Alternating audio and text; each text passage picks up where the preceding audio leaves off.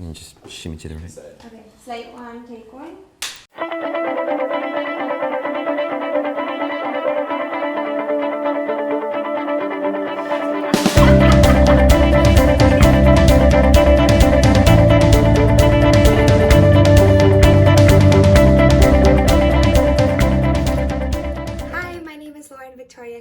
And I wrote the screenplay Extraordinary. It is a romantic dramedy, and this is my Stanford Honors video essay.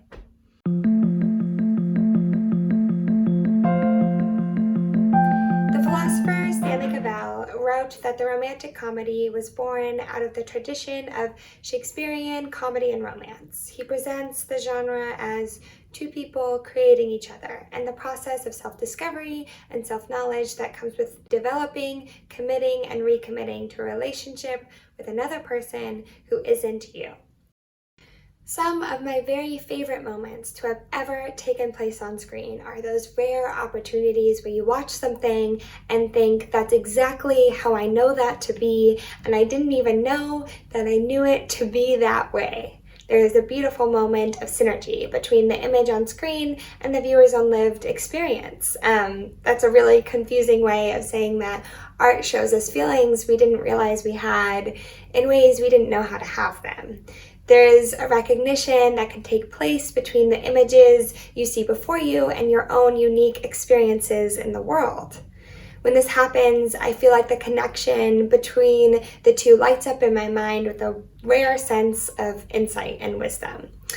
When I started uncovering what I love most about film and why I wanted to write this screenplay, I also started to realize why I was so drawn to the romantic comedy genre despite its obvious cliches.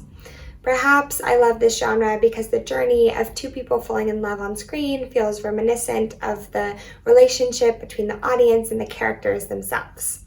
Here's what I mean. Think about Cavell's quote again, but this time think about it in terms of watching one of your favorite characters in a movie or a TV series. So Cavell writes, the process of self-discovery and self-knowledge that comes with developing, committing, and recommitting to a relationship with another person who isn't you. Isn't that exactly what we do with fictional characters? Don't they help reveal aspects of ourselves that we could never discover alone? A classic American protagonist who is very well known for the polarizing reactions he has with readers is Holden Caulfield from The Catcher in the Rye. This brings me fittingly to the inciting incident in my screenplay. The two main relationship characters, Charlie, a stubborn, ambitious 18-year-old girl driven by logic and reason, and Noah, a total romantic 18-year-old boy and the new kid in school, meet for the very first time in English class when their teacher asks everyone to rate whether they liked or disliked the main character from The Catcher in the Rye. The two main characters in my screenplay are forced to talk to each other over a shared disdain for Holden. Noah and Charlie have entirely different rationales for why they don't like Holden as a person, but they each learn something about themselves through the process of developing a relationship with him on the page. Their process of falling for each other mirrors the relationship they formed with Holden Caulfield initially, as these two levels of self-knowledge and self-discovery, one representing the fictional world and the other representing the physical world, parallel each other throughout the screenplay.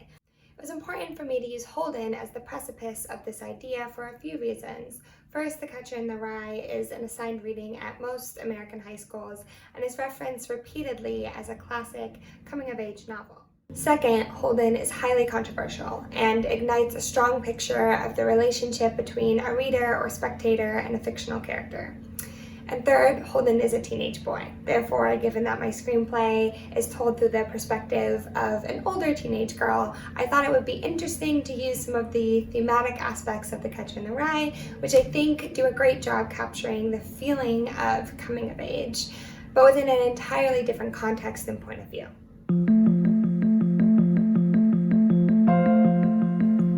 In my head, it has been hard to wrestle with what Cavell says about the romantic comedy alongside the normative gaze that feels highly prescriptive and pervasive in this genre. I want to be able to tell these kinds of stories through a modern lens, and I know that I cannot do this without also acknowledging the heterosexual, masculine gaze that continues to dominate these films. I'll be the first to say that my screenplay doesn't solve this problem, but rather tries to bring it to the surface, asking questions of the genre, of myself as a writer, and of the female identity and our perspective behind and in front of the camera.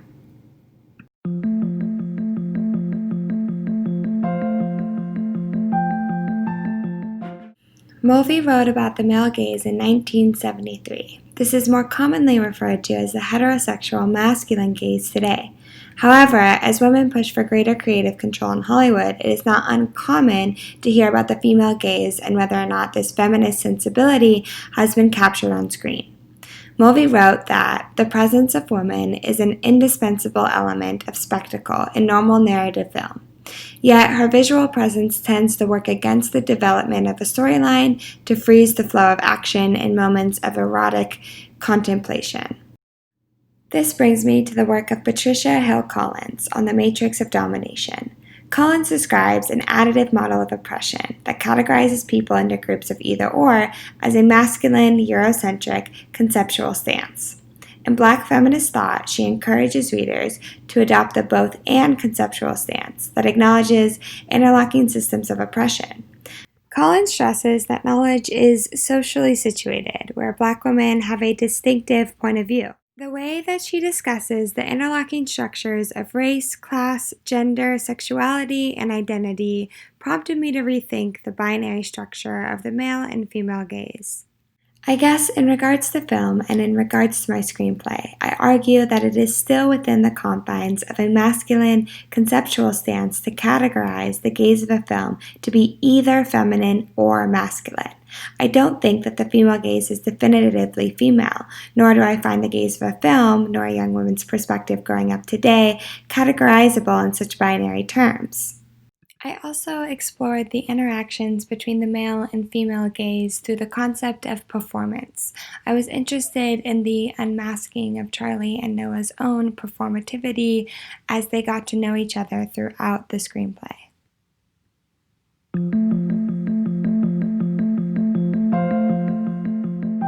I wanted to think about watching a high-profile athlete perform. I think of a football player, pro wrestler, track runner. Athletics, when it comes to performance, is meant to look hard.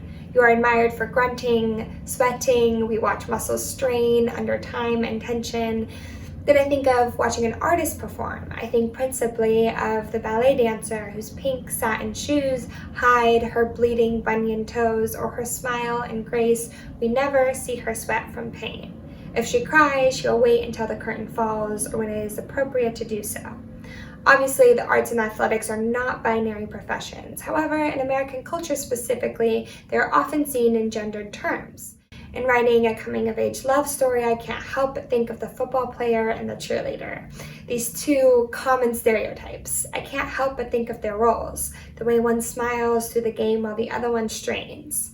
I'm interested in the way that men and women perform for each other, and I would argue that the woman's performance is a lot of times tailored for its audience, crafted, negotiated, and projected in a way that one would craft a poem or a screenplay or an Instagram feed. Perhaps in this sense, women are not only used to performing, but are also drawn to see themselves through the performances in front of them.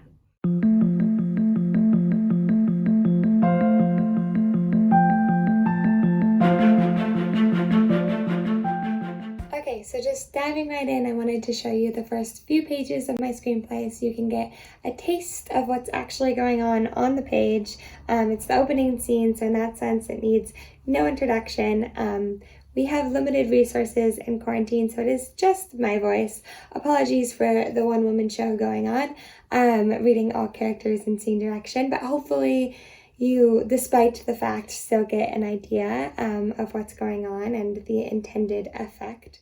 Also, this is your warning as far as expletives go. I just wanted to write how college students speak, but I hope you enjoy. Interior Therapist Office, Yale, day. Charlie Collins, 19, ambitious, put together, pulls her hair from behind her back, smoothing it over her shoulders like a shield. She shifts stiffly on a blue couch. A Yale University banner hangs behind her on the wall with some motivational quotes. Oh, I have no problem going to therapy. Zoe went when her dog died, and Eliza when she got dumped. Everyone goes to therapy. It's almost entirely destigmatized.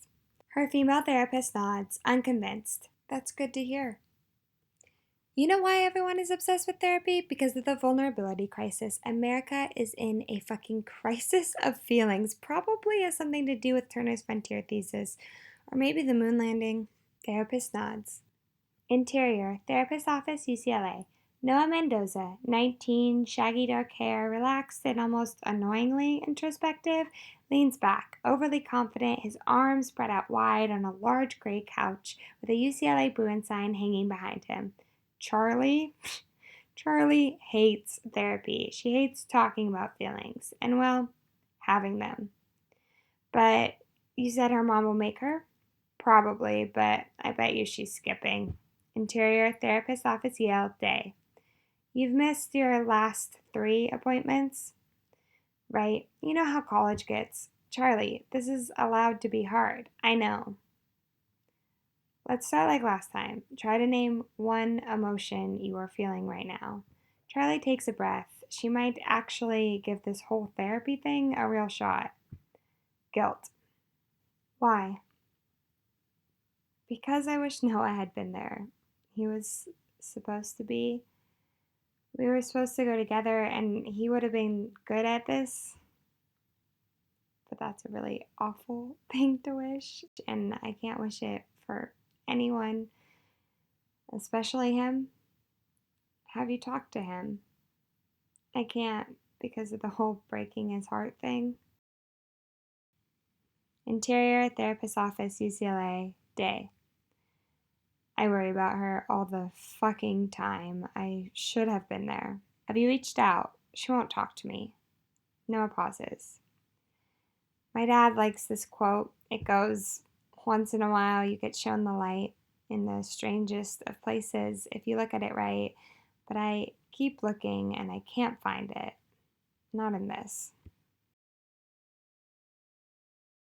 Congrats, you made it to the end. Thanks for watching. I'm Lauren Victoria Clark, and that was my Stanford Honors video essay.